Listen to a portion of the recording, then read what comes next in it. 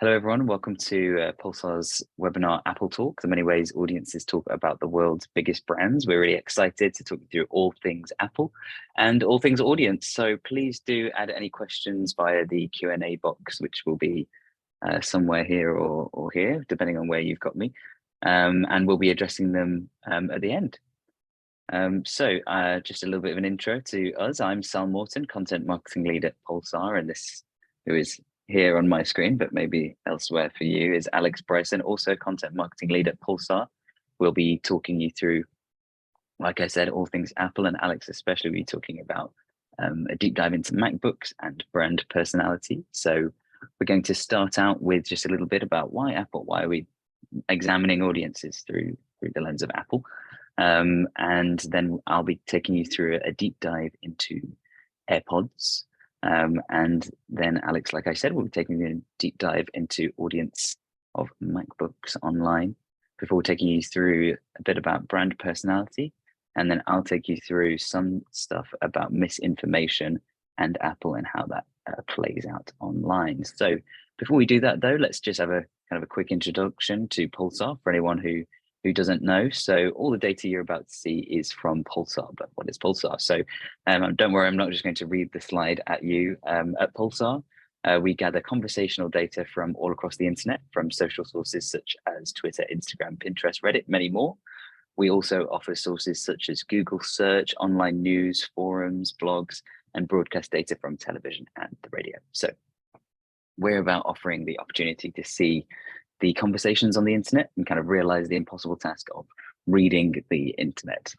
So this allows brands to analyze their audience and its sub-audiences as well as answer discrete audience-based questions. So we offer all that on our platform. We also have an in-house research department as well that acts as a consultancy. So here's just a few examples of the clients you can see we've helped out recently. As you can see, no two use cases are the same. And if you're interested about hearing some of the ways that you could utilize Pulsar, please take a look at the resources section of our page or drop us a message anytime during or afterwards. So Pulsar has three facets briefly. Those are Google Trends. Trends, which is basically Google Trends for social media and news.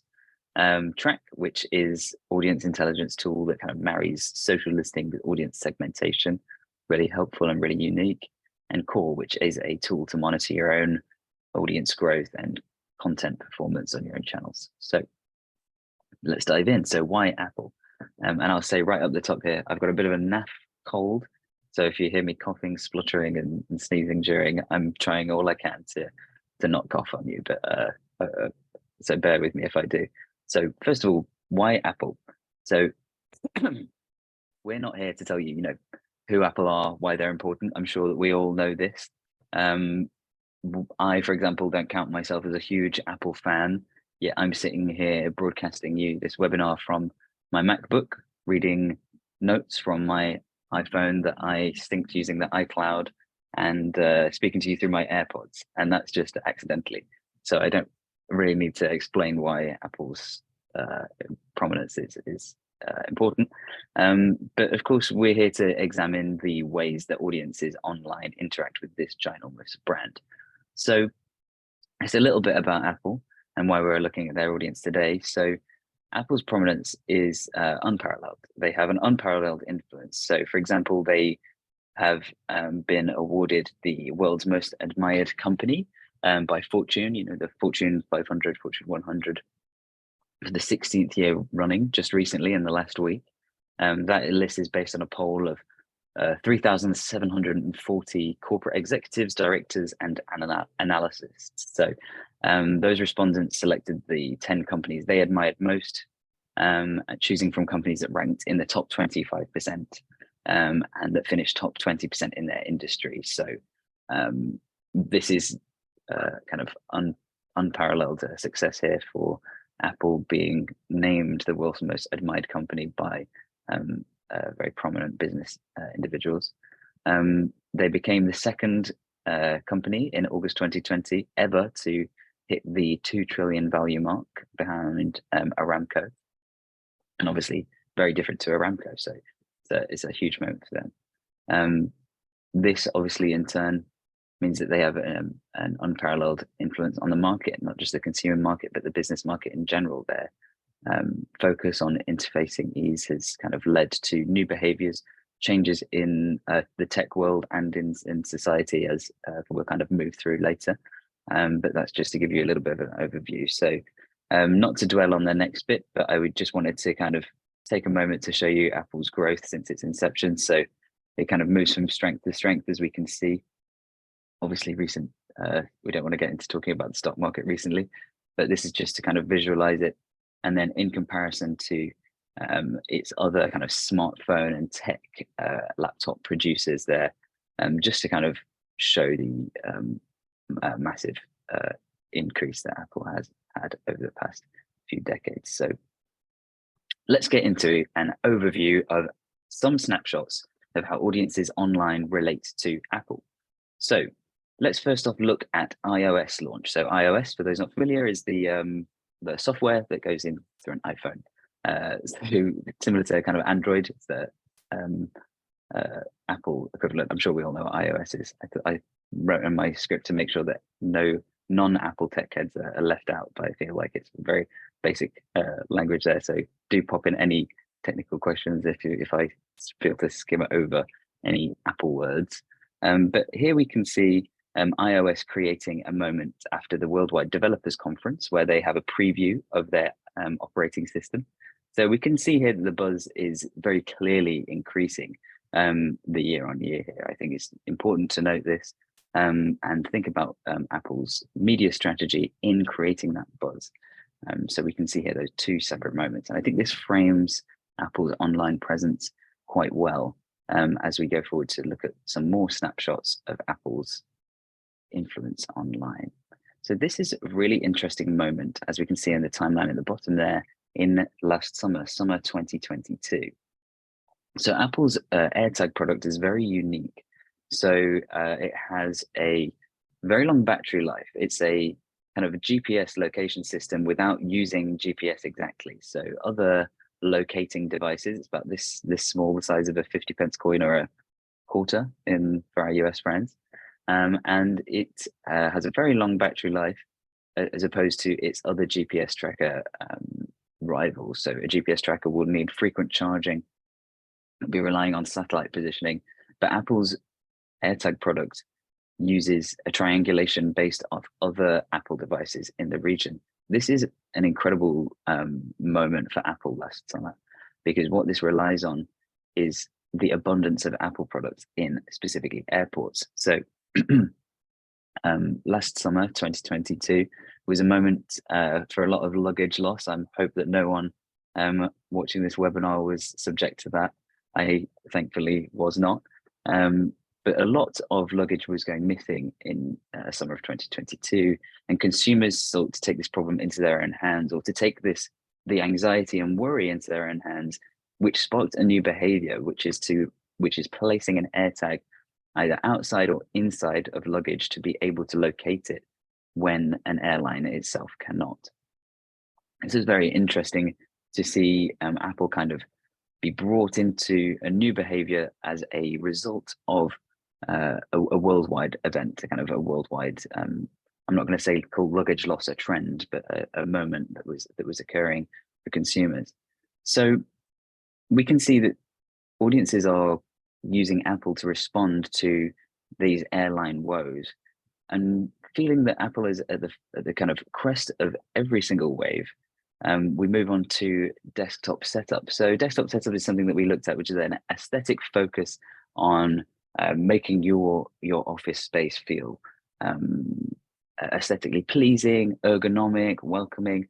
Some really good research done by someone on our team called Dai. You should definitely check it out on our blog. It's a wonderful piece, but let's look at Apple specifically here. Apple is the brand noted mostly with people's aesthetic, ergonomic, efficient desktop setup. It's really interesting here to see that every trend that we investigate here at Pulsar, Apple popping up, and in the cases like this, coming at the top above places like Amazon, which sell obviously every category of product under the sun, and IKEA, which is focused specifically on aesthetics and ergonomic and efficiency. So let's move on again to have another snapshot, because I feel like I'm dwelling too much on this. We even when not generating behaviors, Apple are finding themselves at the forefront of new behaviors, movements, and trends every single time.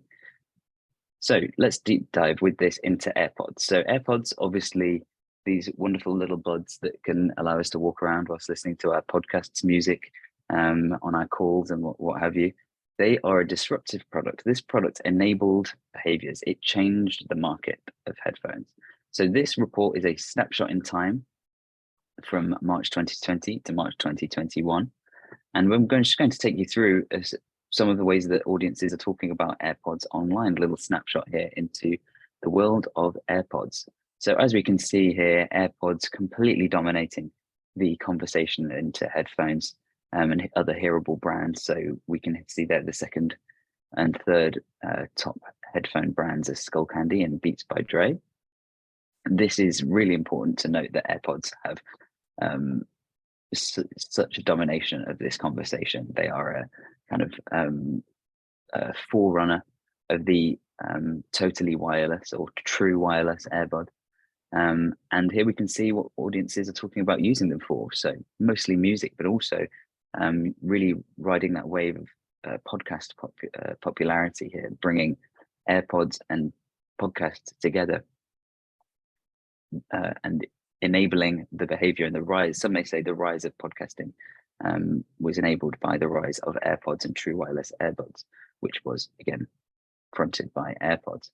Let's move through here because I really want to dwell here on lecture. So obviously I don't know about you guys, but I'm not always attending lectures post-graduation, but there is a huge emphasis on AirPods along with studying. So let's have a look at how people are incorporating AirPods into their lifestyle when they talk about them online. So we can here associate AirPods with behaviors that wouldn't otherwise have happened without the AirPods. So, or maybe emotions as well. So you don't know pain if you haven't experienced your AirPods dying mid-workout. Here we've got a pain point within the product being spoken about online, but a almost meme type sentiment being displayed in relation to the AirPods. I will say that the AirPods are nice when I'm doing chores / at work. It's very interesting there. So people saying, oh, I'm maybe not using them for this, but I will be using them for this. This is a product that is moldable, it's malleable. Audiences are telling us online that they have a specific relational experience with this product. So my favorite tweet here is this one in the bottom right. I was listening to 70 Soul last night. Ironically, I love the that someone that had to tell us that it was only ironically they were listening to 70 Soul while I was walking the dogs. It was late, so no one was out, and I was dancing hard with my AirPods in until I turned around and saw a group of movers that pulled up, staring at me like I was bananas. Here we see AirPods enabling a behavior, changing this person's kind of usual personality style through the AirPods, through this product. This is kind of a way that people are associating Apple online with being able to have new behaviors, create new moments for themselves, and kind of be a different person than they would be without the Apple product, which is frequently comes up when we look at Apple's relation to their audience online. So let's have a look about the customer experience. So we saw there about AirPods dying in the gym. Well, let's have a look at some of the pain points surrounding AirPods. We can see here on the left, these are kind of issues most spoken about. Connecting to phone, not being able to connect to the phone or laptop, wherever the AirPod will be going. We've got lost. Obviously, these little things are true wireless. I think one of the main things that is spoken about with these guys is being dropped, being lost, their small battery, being forgotten, being left in places. And then we can look to search data. So search data is obviously very, very key here. We're able to use search data as a key indicator of real life behavior. If someone's tweeting about it, they may be thinking about doing it. If someone's searching it, they're about to do it. So why are AirPods not working? Why are AirPods good? Why are they not charging? We can see the pain points here in AirPods. So as we can see, it reflects the social data on the left, not connecting, disconnecting, why they're bad, why could do the Pro ones, a lot of questions coming up around this product. And I really like this chart. This chart is an absolute masterpiece. Where are AirPods getting dropped? And I think we can see here in the bathroom. So obviously, I'm assuming people aren't wearing their AirPods in the shower. So, and hopefully these AirPods were retrievable. But here we can see AirPods being really associated with being dropped in the bathroom. Very exciting and interesting to be able to use this kind of audience data to be able to see where people exactly are having these pain points with their AirPods, and zooming straight in on the bathroom there. It's very interesting. And also feeling really bad for those poor people right on the right here who have dropped their AirPods into open bodies of water, never to be seen again. So I'm going to pass over to Alex Bryson whilst I take a well-deserved sip of water. I'm sorry about my croaky voice, everybody, once again. Alex, you really know a lot about MacBooks. I think you went right into the weeds with this, didn't you? I feel like I could ask you anything about a MacBook and the audience relation to it, and you'll be able to tell me. I'm sure that's much too kind, but thanks, Al. Thanks, Landover, and hi, everyone. Yeah, I mean, before I get onto MacBooks, I actually thought I'd read the Walter Isaacson, Steve Jobs autobiography in preparation for this call, but I sort of hadn't realized how big the book was. So I actually only got halfway through, at which point, MacBooks and AirPods, and none of which we're talking about, had actually been invented yet. So I kind of failed that assignment a little bit. But it was really interesting within that to see how some of the conversations that are now surrounding the brand and that are now engaged with by millions of people all across the world on different platforms kind of had their origins and linked to these conversations that were taking place around Apple, first in the mid-70s, back when it was being founded. Yeah, thank you, Sal. Next slide, please. And yeah, this is where we kick things off. So the first one is, who are MacBooks for? So can we, in other words, distinguish the needs of power users or experts against the everyday buyer? Now, what we did here was we set up a search that had 2.5 million mentions of MacBooks, and we first of all mapped the factors that impact stages of the purchase journey against, so look, you see performance and will purchase, you see quality linking through to I want to purchase. Probably one of the first things you see here is how remarkably consistent it all is. And we believe that's probably due to the product's maturity, really. So if this was a really early stage product or something that was really novel, you might expect a lot more variance as people discover things over time. So they think, oh, I thought this was going to be great value and now I've got it and it isn't, or I'm really pleasantly surprised at how powerful this is.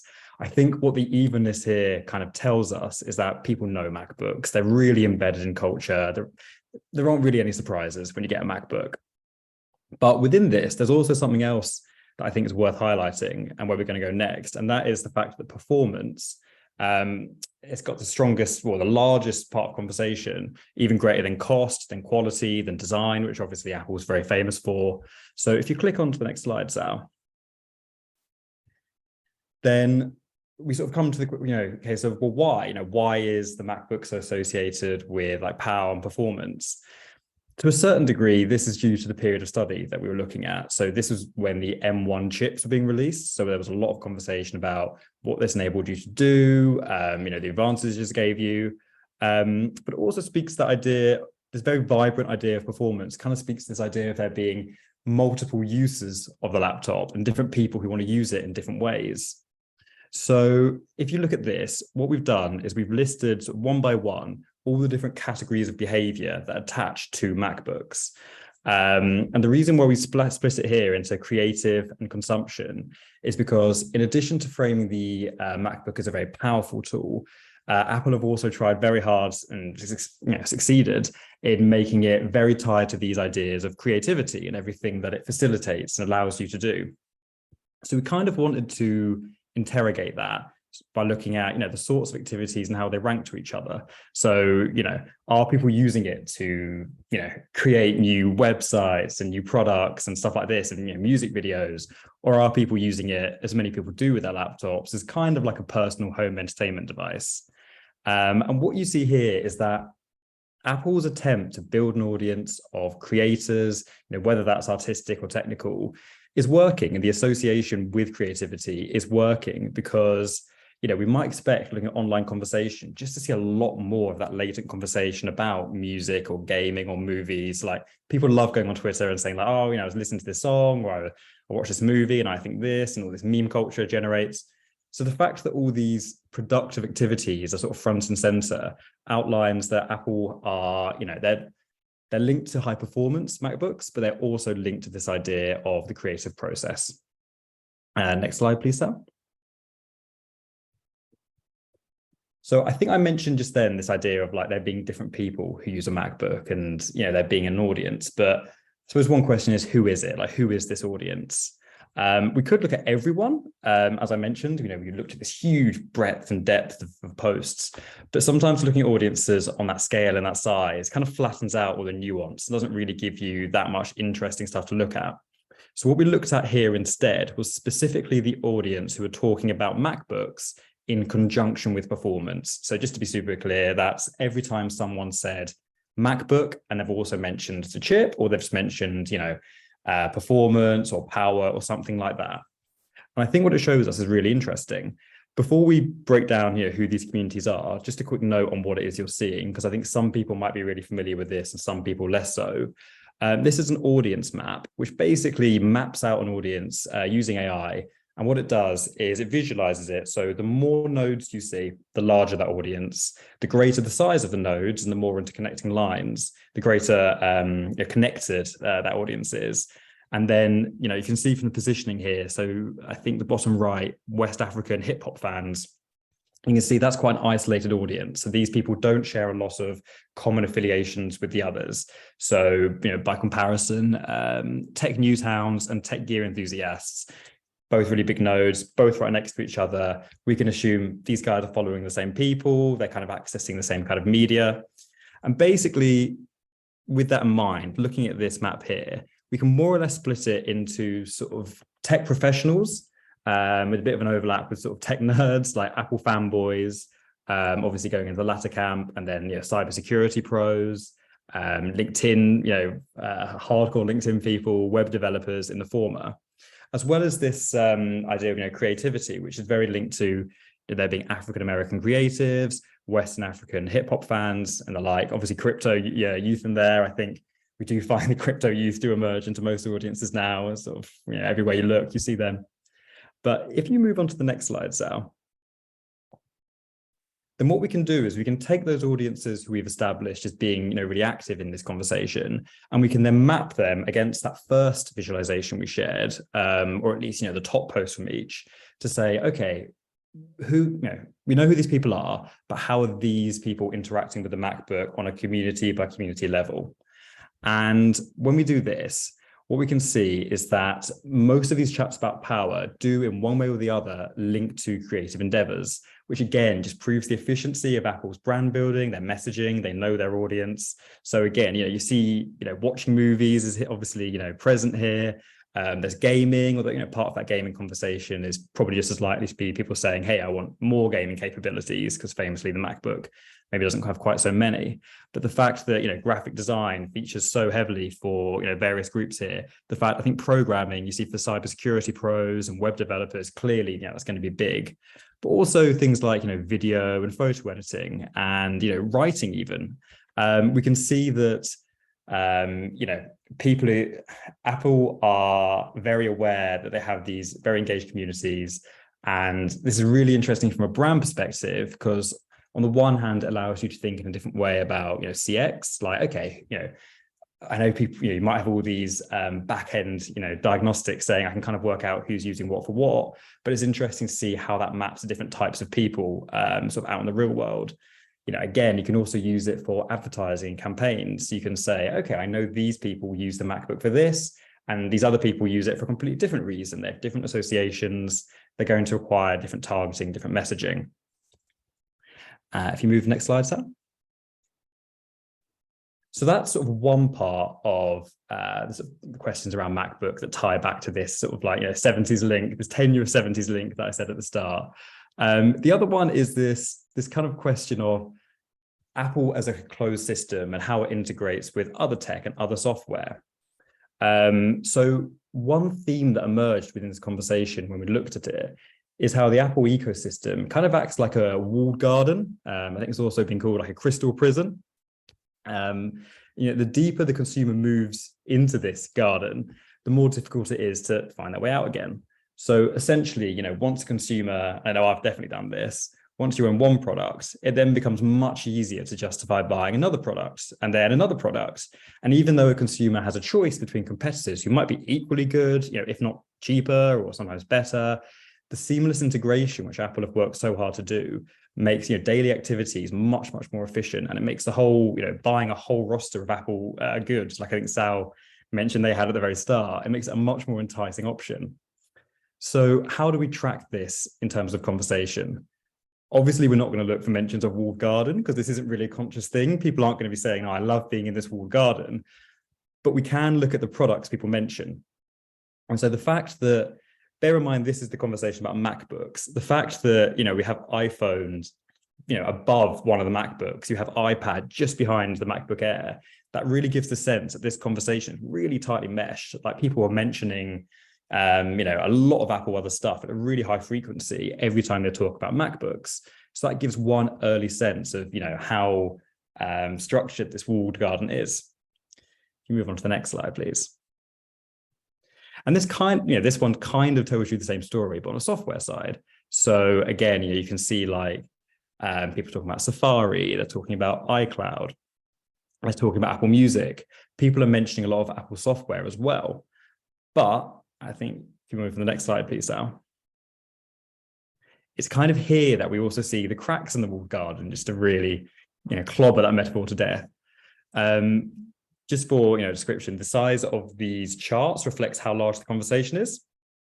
And what we see here is where people are talking about Apple software, we've colored it in coral, where they're talking about brands affiliated to Microsoft, we have it in blue. And where it's like a third party, another one, we have it in green. And this idea of Apple-only software, versus other software is a debate that's been going on, back to the days of Steve Wozniak and Steve Jobs founding the company, Bill Gates providing some of the early software.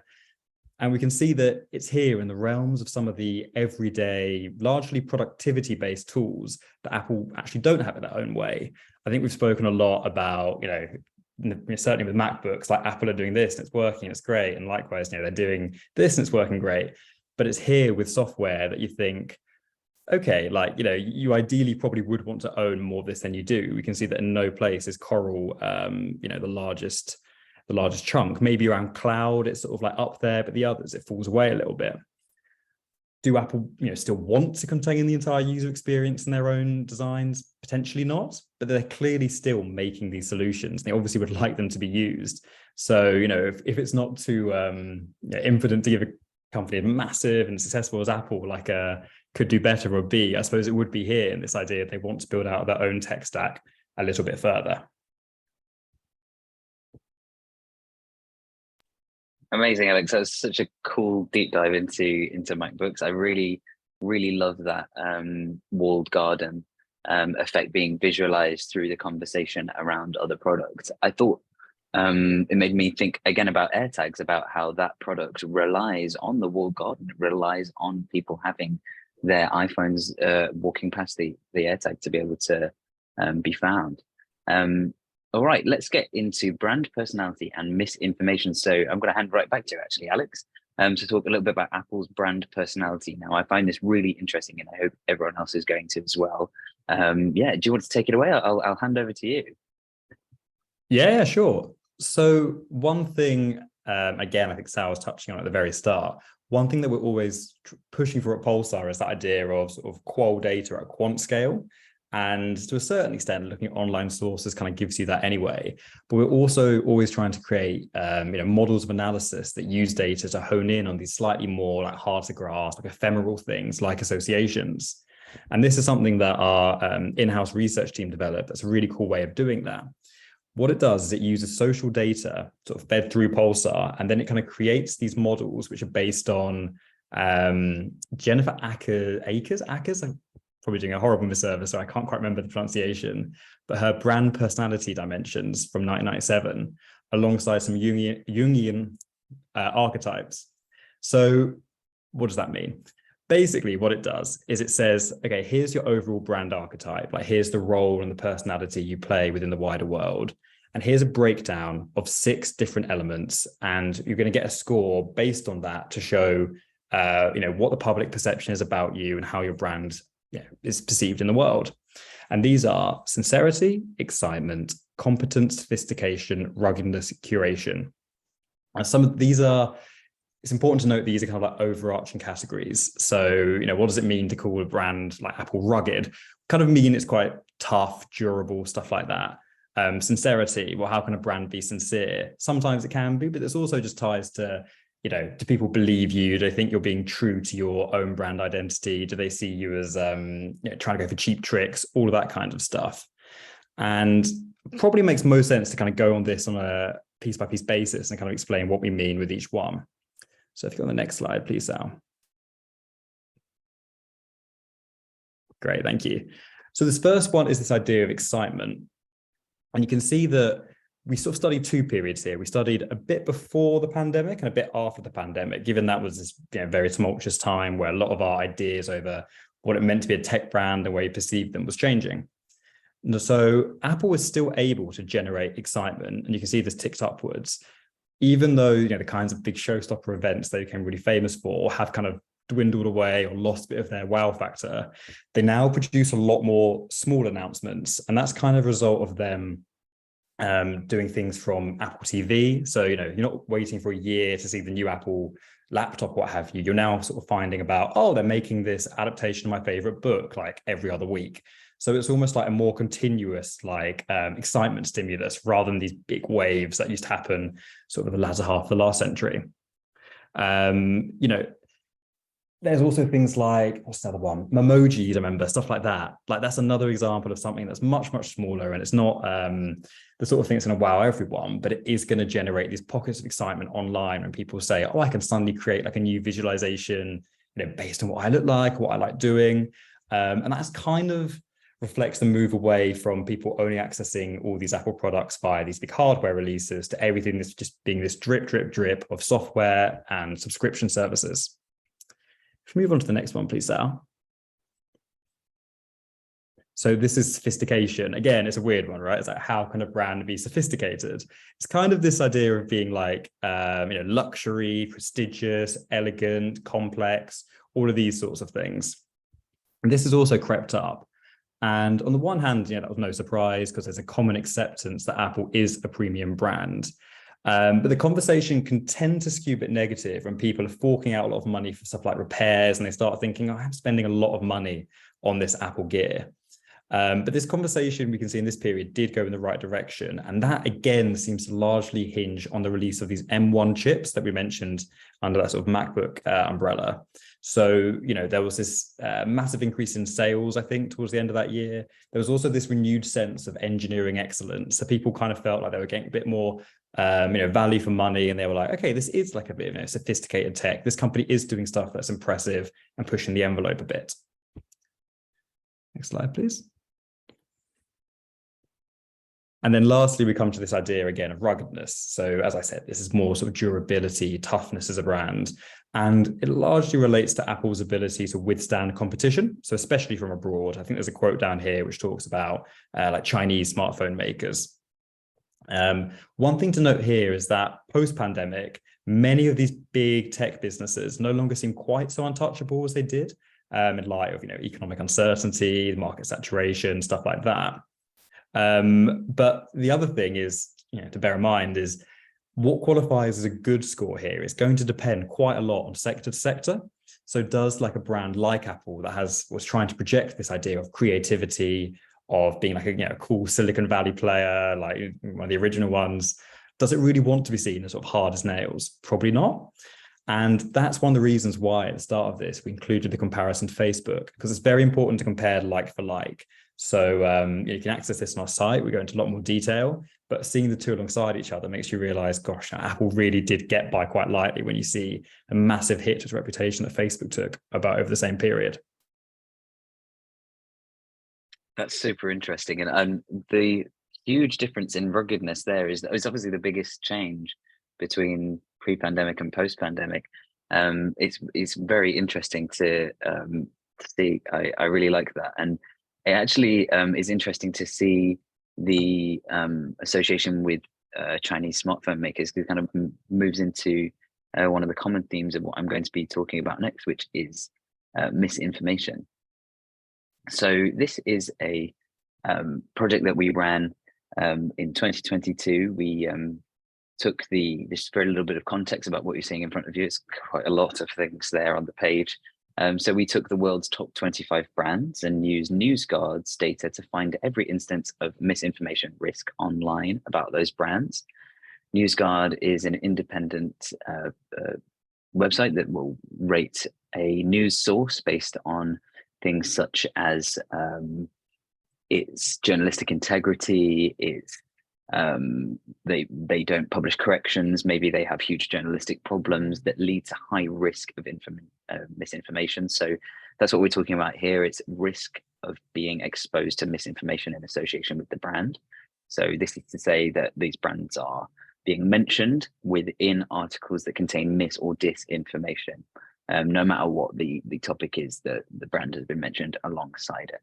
So let's get into it. So as we can see here, Apple was always being mentioned quite heavily with misinformation, especially last year. We can see that they're 7th there. They're underneath Microsoft, above Google. Samsung is on there as well. Just wouldn't fit into the screenshot, I promise. And as always, we can see Tesla and Disney running in the top there. That's no surprise. If you want to read more about our kind of updates on this, I really advise you to check it out on our website. Some very interesting stuff being said there. So we thought we'd look at misinformation surrounding Apple, just Apple, so far this year. So this is Apple in misinformation. So this is not Apple in general, but the products we've mentioned today: iPhone, AirPods, MacBook, rather than Apple as an entire brand, to think about how these specific products are being related to in misinformation risk online. We found that the chart here on the right shows the 3.1% of news articles that are NewsGuard rated that we found that are non-credible. So these are non-credible high-risk sources. 3.1% is obviously very high for a brand, and you would imagine that Apple would be very interested in that. So I thought I'd just take you through a little bit about how Apple is being shared within misinformation, or high risk of misinformation and disinformation online. Here we have the main sources that are coming up as being high risk in relation to these Apple products online. We can see techtimes.com, WashingtonTime.com. Not necessarily all Breitbart level of fame, but with Apple are being very associated. We can see Breitbart there is actually on there heavily associated with the misinformation coming about that. So this is where Apple is being exposed to misinformation online, because a huge part of online conversation surrounding any brand is going to be, whether it's the 3.1% or a minuscule tiny amount of percentage of information, that's very key for a brand, because if their brand is being exposed to misinformation and disinformation being spread, I think it's be a huge consideration for any brand, especially a tech brand. So I thought then I'd just share with you 2 examples of high-risk content that have come up so far this year in association with Apple, just before we move into the Q&A. So on the left here, we have a Breitbart article, and you may be thinking, why is Hunter Biden's story being brought into the conversation around Apple? Well, this is where Apple is mentioned in association with the New York Times holding information about Hunter Biden on a MacBook Pro. It's very specifically mentioned to be a MacBook Pro.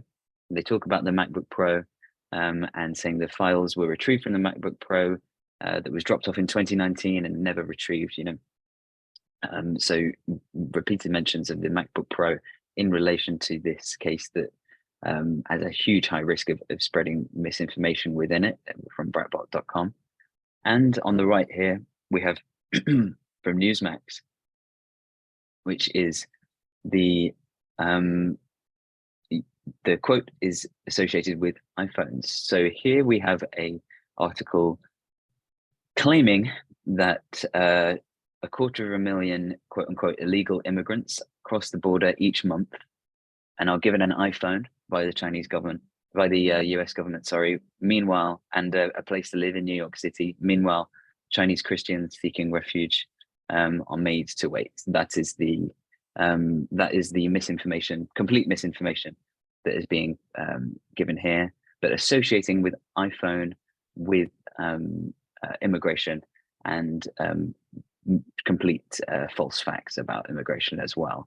The iPhone is repetitively used as a symbol of how the US government will give aid to international refugees, whereas that's simply not true. NewsGuard obviously counts Newsmax as a very high risk source of misinformation, and this is one of the cases where it's come true. Well, not true, more to the point. So this is just a little snapshot into how misinformation has affected Apple so far this year. And I think now we should move into our Q&A because we come up to Q2. And I know that we've had some chat in the chat whilst you were talking about MacBooks, actually, Alex. And I'm trying to get that chat up now. There was a question about brand personality, actually, Alex. And by the way, if anyone has any questions, please pop them in the Q&A box or the chat, wherever you prefer, and we can answer them. Also, if you don't want to ask in this public forum, you can drop us a message afterwards. That's absolutely fine. But yeah, so just whilst we're waiting for any questions to roll in, Alex, we had a message asking about how brands could find out their own brand personality type. And I was wondering if you could talk a bit more about that, because that's your kind of masterpiece, your area. Thanks, Al. Yeah, I think that's generally a service that we sort of offer through the insights function. So it's not necessarily something where we can generally sort of plug in and go. It's more something that would be like a continuous thing we provide. But in terms of sketching out like what that looks like and the way we calculate that with a bit more detail, obviously I sort of shared those sort of 6 elements. That's 5, those 6 elements. But I think, you know, to give a bit more detail, what we would do is we'd create like a big pool of words, you know, tailored to that vertical. So obviously, if we're talking about like a sports team, we're going to be using different words than we would for a tech company, right? But what we would do is kind of create this massive pool of you know, words that relate to sincerity. And then we would go on and we'd find on like Twitter, Reddit, all these different platforms that allow us to like reach back and capture all this conversation happening online. And we'd then bring it all in. And then we'd see how much that conversation was positive, how much was negative, and how much was neutral. And that's basically the thing that decides where it goes on that line. So, you know, you could have, it's all relative, right? So you could have like a generally quite, you know, be in a sector that's generally quite negative. But if you're one of the people who is the most popular within that sector, you would be getting close to 100%, because it only really makes sense when you compare like for like. I hope that kind of explains it a little bit more. Amazing. That's really helpful, Alex. And yeah, to the person who asked, a really cool question, and do get in touch if you want any more info. Happy to talk more on that. Sorry, badly timed cough. We have a question here as well that we could both probably speak to, Alex, but maybe if I start to cough, you can take over where I was going to finish. So the question is, Apple as a word, Apple has many associations in comparison to Tesla or Google. Very true. And my question is, how do you specify the conversation right here to be about the brand? And that's a really interesting one. It's kind of something that we and the research team and users of Pulsar take on a case-by-case basis, I guess, don't they, Alex? I think one thing, my first thought, I don't know about you, would be to remove the word recipe. So get the word recipe out of there. Though obviously that's also very difficult as well. It's all about kind of making sure any associations that come up, obviously you can, if you think about, I actually think Apple's a really interesting one, because a lot of the time, when you have a dual meaning word that can be quite difficult, Apple is actually more famous than apples in a lot of ways. I mean, what a very Beatles bigger than Jesus moment to say. But yeah, what would you say, Alex? Yeah, so I think obviously in most of the searches here, we were looking at proxies, looking at individual products. The one where we looked at Apple as a brand was obviously the social brand personality one, which I actually helped set up. So I remember I had this issue and we were like, how do we get around it? One thing we did was we looked at Apple is or Apple are as a phrase, because obviously if you're talking about the fruit, you're always talking about it in the singular, whereas you use a completely sort of grammatical framing device to talk about the company. Like, is that getting absolutely 100% of, every time someone uses it? It's probably not getting everything, but it's getting enough of it so you have a strong sense that you're going in the right direction. The other thing is we do have stuff like entity detection and all these things like logo detection on the platform, which does help this kind of stuff. So you are able to like quickly get more down to the nub of what you're looking at than you might otherwise be. Yeah, I think it's a really great question. I think it's one that kind of has to be done in a quite a bespoke way for any brand that has obviously Google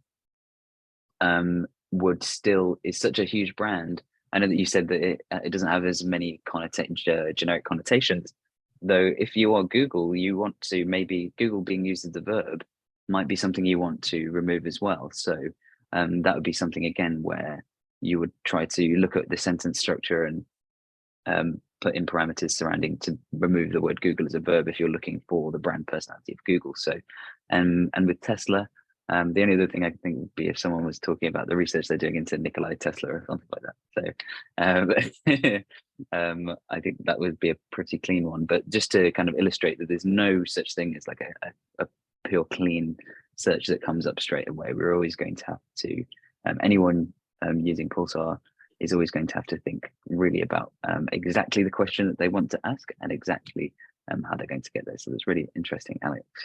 Answer as well. So we've not got any other questions coming through, unless I think if anyone would like to ask a question, please do so now, because I did say that this would be 45-50 minutes, and that's where we're at now. If there are any questions, please pop them through. Otherwise, if you're kind of going about the rest of your day and think, oh, well, I should have asked that in that wonderful Apple webinar I was at earlier, you can feel free to drop us an email or get in touch with us in any way and ask the question that way. We'll always be happy to help. Yeah, well, I guess I'll stop sharing my screen so that we can all see Alex's face much bigger, Alex's beautiful face much bigger. Yeah, I just want to thank you, Alex, for your expertise, your insight into the MacBook and the brand personality index, both two very, very interesting research areas. I really appreciate it. No, thank you, Sal, and thank you everyone for coming in there and watching. And I think I'm right in saying we are going to send out a recording of this, right? There will be a follow-up. So if you do want to pour over everything again or email us, by replying to that, please feel free to do so. Yeah, that's exactly what I was going to say. If you want to watch this over and over again and stream it on your television and look at our research even more, and please do take a look on our website for the full studies that we showed you today, the AirPods, especially in the MacBook, the social brand personality index, and our misinformation work. It's all available on our website. Very, very interesting stuff, much more than we could fit into 45 minutes. So yeah, well, thank you everyone, and hopefully see you at our next webinar. Thanks, Alex. Bye. Bye.